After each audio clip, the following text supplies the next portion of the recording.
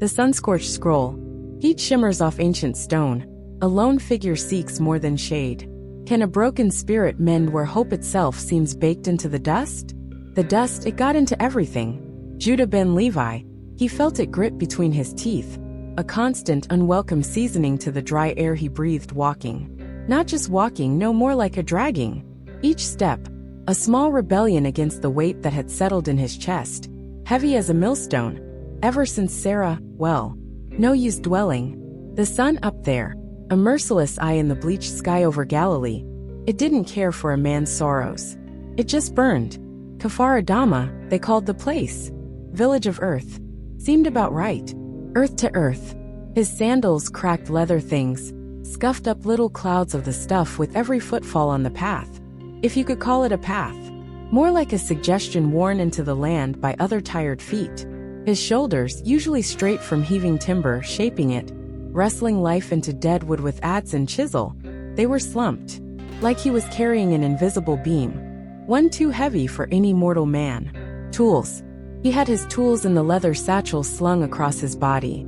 The familiar weight, that was something. A small anchor in a sea of nothing much. He'd left Magdala, couldn't stay. The silence in their small house. It screamed louder than any market crowd. The smell of cedar, her favorite, it was a knife twisting. So he walked. Didn't know where he was going, not really. Just away. Kfar Adama. He'd heard the name whispered. A place. Any place.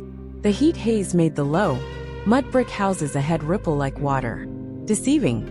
There was no water here, not easily had. Just the sun, the dust, and the quiet that wasn't peace, but something hollowed out. He could hear it now, faint sounds.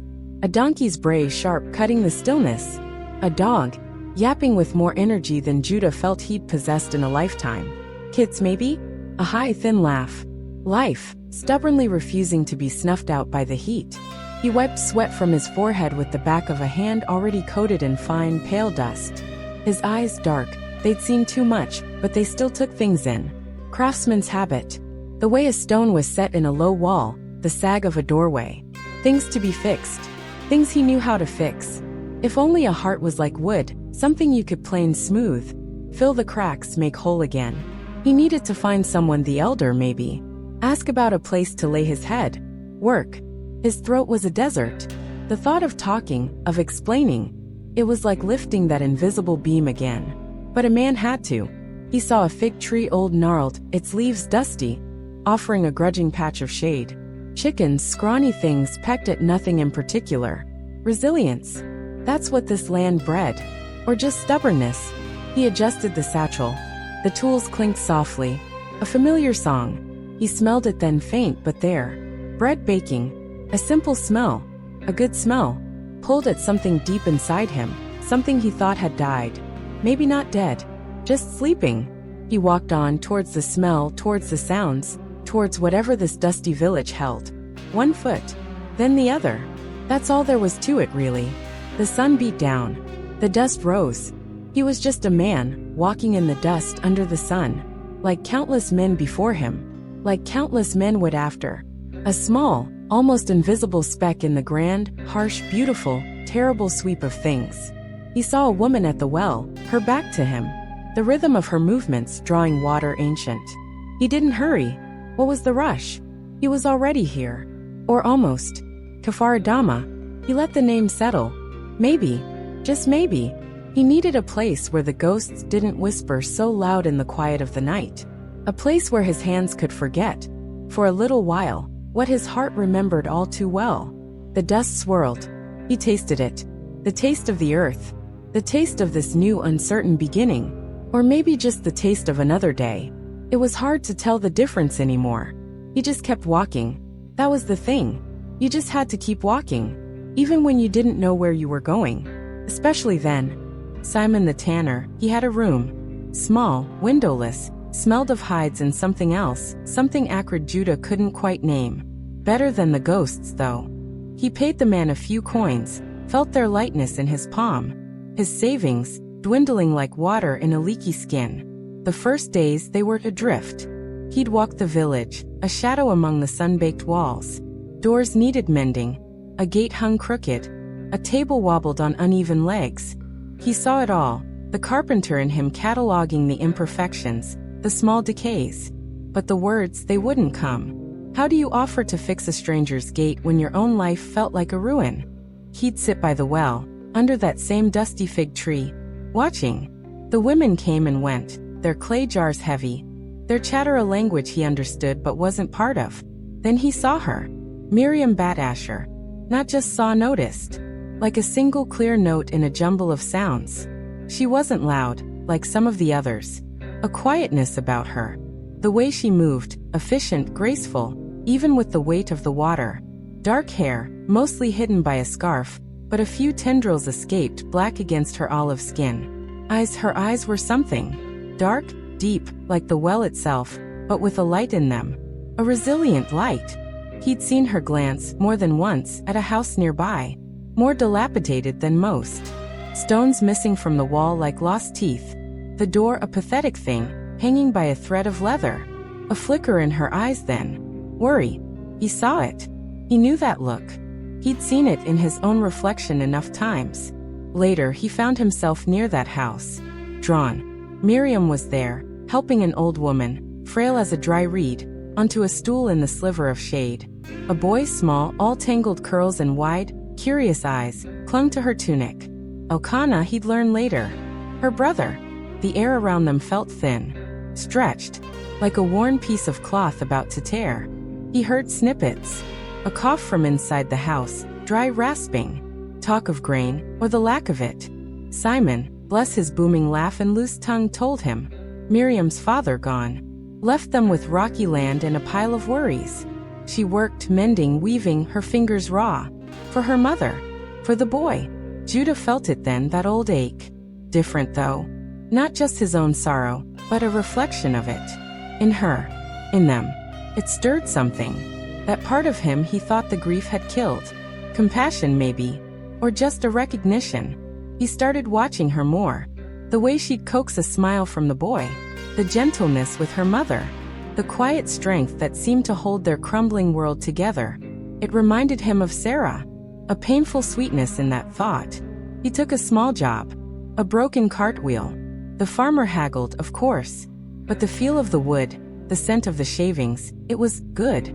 Grounding. He used some scraps, carved a little bird for Elkanah. Left it on their doorstep. No name. Next day saw the boy clutching it. A smile. A real one. Lit up his small face. And Judah he felt something. A warmth. Faint. Fragile. But there. Like the first sprout after a long winter. He was still the stranger, the man with the sad eyes. But the edges of his own pain, they seemed a little less sharp. Looking at Miriam, at her quiet fight, it made his own burden feel, not lighter, but shared somehow, in a way he couldn't explain. The sun still burned. The dust still flew. But maybe, just maybe, there was more than just dust and sorrow in this village of earth. Maybe there was a different kind of earth here too. The kind things could grow in. If you tended it. If you had the heart for it. He wasn't sure he did. Not yet. But he watched Miriam. And he wondered. The decision, it wasn't a lightning bolt. More like the slow creep of dawn. He'd seen enough. The worry in Miriam's eyes deeper each day. The mother's cough a persistent painful rhythm. Elkanah's small face, too serious for a child. His own hands they felt restless. Itching for the feel of tools, for the satisfaction of making, of mending. Not for coin. Not this time. He woke one morning, the air still cool, the sky a pale gray. He didn't hesitate. Picked up his satchel. Walked straight to their house. Miriam was outside, sweeping. The hopeless task of trying to conquer the dust. She looked up surprised. Wary. Men didn't just show up. Not like this. He stopped a little way off. Miriam Bat Asher. His voice was rough. Judah ben Levi. A carpenter. He gestured to the house, the sagging door, the loose stones. You're home, it needs a hand. Awkward. He was never good with words. Her eyes, they searched his. We have nothing to pay, she said, quiet, but with that thread of pride. He nodded. I don't ask for pay. He saw the flicker of disbelief. My hands, they need the work. And then because it was the truth. My spirit, it needs it more. A small smile. The first he'd really seen directed at him. It changed her face.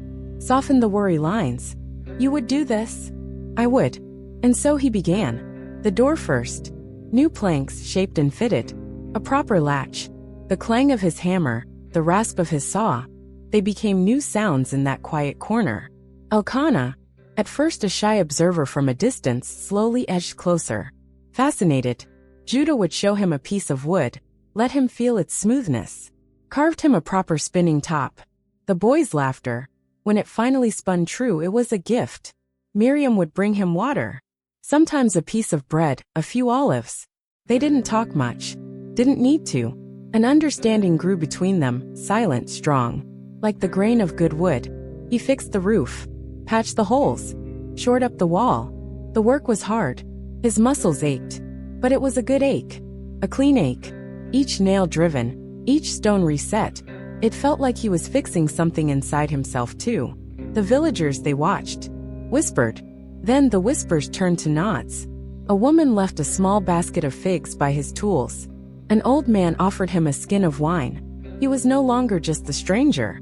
He was Judah the carpenter. The one who was mending the widow's house. The one who made the little boy laugh. The house, it was transformed. Solid. Secure. But it wasn't just the house. He looked at Miriam one evening. The sun setting.